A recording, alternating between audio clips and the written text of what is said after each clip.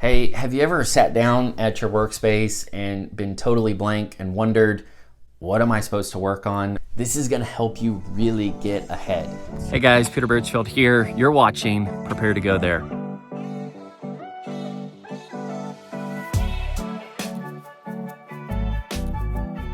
Hey guys, my name is Peter Burchfield. I'm a leadership preparedness coach, and I work with leaders and their teams to be better prepared for the future. The truth is, we're just not future focused. I don't know why that is, but it is so easy to get pulled into all of the situations and the scenarios. And so we've got to really be intentional about how we are putting the future work in now. In fact, I'm convinced that your best work is waiting on you in the future right now. Like, we live in the present, but we lead in the future. We actually go to work in the future. Like when you're saying, what do I work on today? Work on your future. Everything that is going to be valuable to work on is going to be future focused. It's not going to be past, present, or, whatever. It's going to be future present work. You're standing in the finished product and you are working your way back. You're figuring out, how do we do this? How do we make this happen? We've got something that's worth waiting on, working towards. Let's go for it. I'm going to be sharing with you exactly what to work on when you show up for, focus time. It can be so discouraging, particularly if you're trying to lead yourself, if you're on a remote team, or you're self-employed, or you're just launching a team, a brand,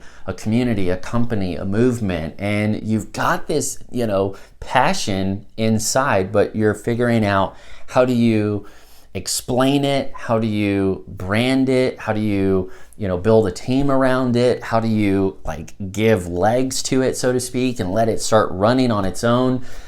These are the questions that entrepreneurs have. These are the questions that pioneers are having, and that's why I want to give you something really effective. In fact, it's effective because it is future focused. Literally, it's very simple. You're going to sit down and write a one-page plan describing the future, and try to describe it as simply and clearly as possible. What it looks like, and why it's so awesome, and all that stuff. And then I want you to figure out how you're going to make it happen in the calendar. Put it in a calendar view.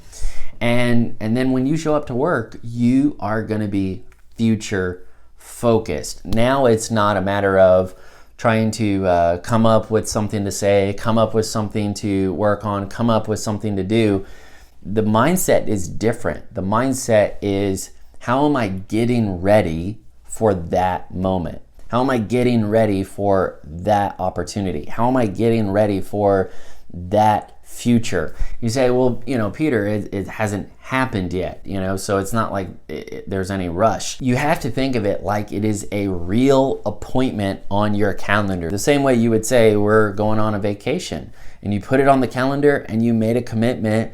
You actually bought tickets, you made a reservation for a hotel or Airbnb or whatever. You have made some sort of commitment that makes that opportunity feel real. A lot of times we're not putting in the future work now because it doesn't feel real. And it's not going to feel real unless and until you make the appropriate commitment.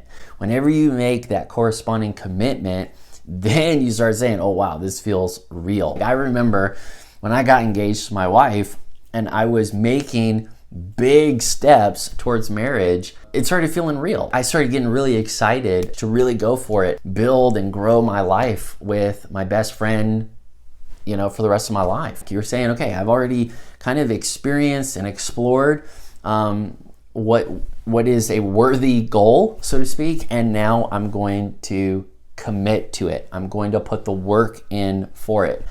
I've said it before, but I think leaders need to hear this. A lot of times we think, well, I just quit. I quit too soon, or I couldn't do it, and so I tapped out. But I actually think that leaders, real self-motivated people who have vision and drive and creativity and innovation, Quitting is not really the issue. It's not because you quit, it's because you forget. You forget why the work is valuable. You forget what you're supposed to be working on. You forget how much time you have left or how much time you've wasted. And you actually have to kind of bring yourself back to your senses, bring yourself back to that, clarity that you had on paper on purpose and say, oh yeah, this is important.